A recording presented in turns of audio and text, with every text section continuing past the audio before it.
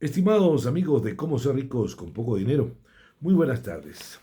Directo al grano, breve historia de la democracia. Estamos a días, a horas, para las elecciones en el Ecuador.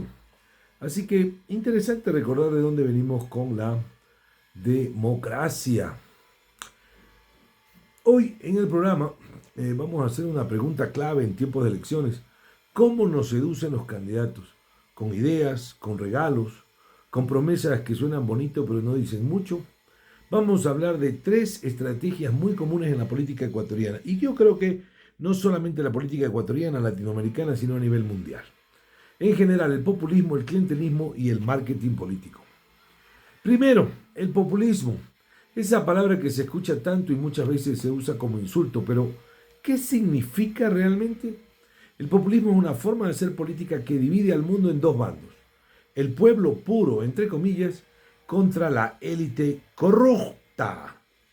Y ahí aparece el candidato que dice, yo soy la voz del pueblo, vengo a salvarlos de los mismos de siempre.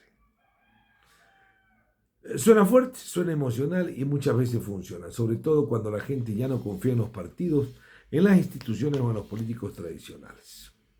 Ahora, hablemos del clientelismo. Aquí no se trata de discursos emocionales, sino de algo mucho más directo. Te doy algo y tú me das tu voto. Venga. Pueden ser víveres, una promesa de trabajo, una obra para el barrio. El clientelismo transforma el voto en una transacción. No es casual que funcione en lugares donde el Estado no garantiza lo básico y donde la política se vuelve una forma de supervivencia. Y finalmente el marketing político. En esta era digital la política también se volvió un producto. El candidato es una marca. El candidato es una marca. El voto, casi como un clic de consumidor. Hay asesores, encuestas, redes sociales, videos virales y eslogans pegajosos. Todo está diseñado para gustar, convencer rápido, vender una imagen. Pero ojo, tanto brillo puede esconder un vacío de ideas. No siempre el que mejor comunica es el que mejor gobierna. No siempre el que mejor comunica, no siempre el que convence es el que mejor gobierna. Populismo, clientelismo, marketing, tres formas distintas de acercarse al votante, tres formas para seducirnos.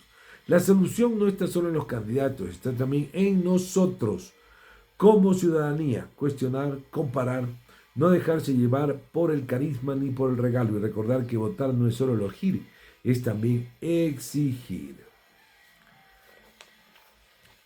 Estimados amigos, es lo que podemos decir de manera muy sucinta sobre lo que representa las elecciones.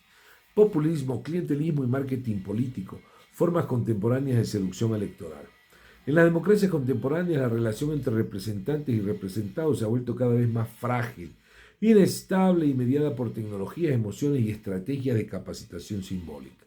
En este contexto, fenómenos como el populismo, el clientelismo y el marketing político no pueden entenderse únicamente como desviaciones o patologías de la democracia, sino como expresiones de sus propias contradicciones estructurales frente a una ciudadanía cada vez más fragmentada y a instituciones percibidas como lejanas o ineficaces.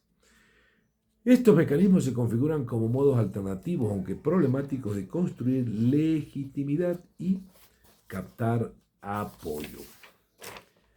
El populismo ha sido objeto de múltiples interpretaciones para autores como Chantal Mouffe. El populismo no es una amenaza a la democracia, dice Chantal, sino una respuesta política legítima a la crisis de la democracia liberal que ha tendido a vaciarse de contenido sustantivo. En su lectura inspirada en Ernesto Laclau, el populismo constituye una frontera política entre el pueblo y la élite, lo que habíamos dicho al inicio, articulando demandas insatisfechas en una narrativa unificadora que permite reconfigurar el campo político.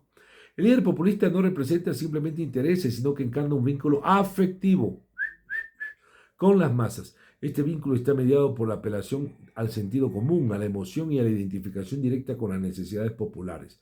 En palabras de Mouffe, se trata de una forma de construir hegemonía a través del discurso y por ello, más que rechazar el populismo en bloque, es necesario pensar en formas de populismo democrático que puedan canalizar el descontento sin derivar en forma autoritaria o excluyente. ¿Existe el populismo democrático? ¿Es viable? ¿Vale la pena? Clientelismo, reciprocidad instrumental en contextos de desigualdad. El clientelismo, por su parte, tiene una larga tradición en América Latina y se basa en un tipo de intercambio desigual, pero mutuamente funcional. El voto a cambio de bienes materiales, favores o promesas individuales. A diferencia del populismo que apela a lo colectivo y simbólico, el clientelismo opera sobre reacciones personales directas y muchas veces locales, donde lo político se posiciona como benefactor y el candidato como receptor pasivo. Autores como Pierre Rosa Vallon han demostrado que la democracia moderna no solo enfrenta una crisis de representación, sino también una crisis de proximidad, en ausencia de mecanismos efectivos de participación y en un Estado que garantice derechos universales. Muchos sectores populares no ven otra opción que establecer este vínculo con el poder político. En este sentido, el clientelismo no es simplemente corrupción o manipulación, sino un síntoma de falta de inclusión estructural. Desde esta perspectiva, combatir el clientelismo requiere más que moralismo, implica reconstruir la capacidad estatal, garantizar derechos sociales y abrir canales reales de participación y deliberación. Marketing político, la democracia como espectáculo, qué hermoso tema. En un mundo saturado de información y gobernado por los ritmos de los medios digitales, el marketing político se ha convertido en una herramienta central para cualquier campaña electoral. Como plantea Manuel Castel, ojo con este señor, en la era de la comunicación en red, el poder ya no reside tanto en las instituciones como en la capacidad de construir narrativas que circulen eficazmente en el espacio mediático. Manuel Castel dice esto. Las campañas políticas en este marco se diseñan como productos comunicacionales. Se estudian audiencias, se segmentan públicos, se testean discursos. La figura del consultor político reemplaza muchas veces al estratega ideológico. A veces está todo esto vacío en la campaña, pero funciona.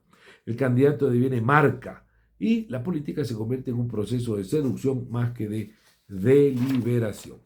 Si bien el marketing puede contribuir a mejorar la comunicación política, también plantea riesgos significativos, obviamente, la banalización del debate, la supremacía de la imagen sobre el contenido, el cortoplacismo y la creación de líderes performativos que privilegian la popularidad instantánea sobre la responsabilidad a largo plazo. No hay estadistas, señores. Conclusión.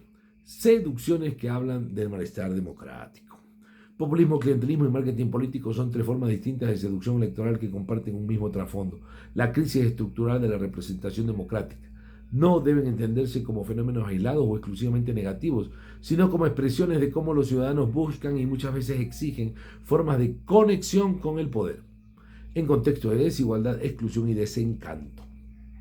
Como sugiere Rosa Vallon, el gran reto de la democracia contemporánea no es solo garantizar elecciones libres, sino reconstruir formas de legitimidad democrática que combinen eficacia, participación y confianza. Esto implica repensar la política no solo como competencia por el voto, sino como un espacio de construcción colectiva de sentido común, donde las emociones, los derechos y la justicia social se articulen en proyectos políticos transformadores. Y recordarles finalmente en este pequeño acumulación de palabras en cómo ser ricos con poco dinero, que la democracia no es algo que nos ha dado Dios y que es por consiguiente eterno, que va a durar toda la vida. Es como un niño al que hay que cultivarlo, criarlo y cuidarlo, a veces cuidarlo de sí mismo. Recuerden que la idea de la democracia surgió en la Grecia en el siglo V a.C., pero ahí la democracia no se extendía más que a los ciudadanos, es decir, no votaban los extranjeros, ni los esclavos, que eran un gran número, ni las mujeres. Luego pasamos más de 10 años, toda la Edad Media, sin democracia. Desapareció la democracia y volvió a aparecer ya en el siglo XVIII con la independencia de los Estados Unidos, la Revolución Francesa y otros fenómenos. Es decir, la democracia no está ganada, tenemos que lucharla, conservarla, mejorarla. No será la mejor manera de gobernarnos, pero probablemente es la única que nos permite a todos tener un pedazo de pan